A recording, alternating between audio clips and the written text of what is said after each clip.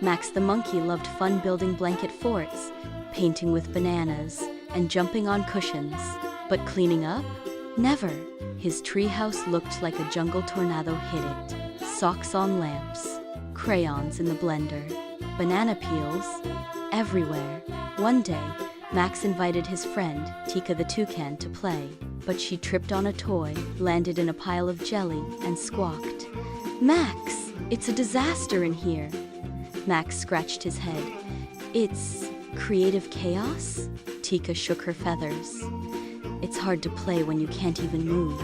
That night, Max tried to find his red paint, but it was missing. He searched under a pizza pillow, inside a cereal box, even in his sock drawer, which was full of spoons. Then splat! He slipped on a banana peel and landed right on the missing paint. Covered in red, Max laughed. Maybe it's time to clean. He made it a game, racing himself to sort toys, stacking books like towers, turning sweeping into a dance. His treehouse sparkled, and he still had room for fun. Tika returned the next day and gasped. "This place is amazing." Max grinned. "Clean can be cool too."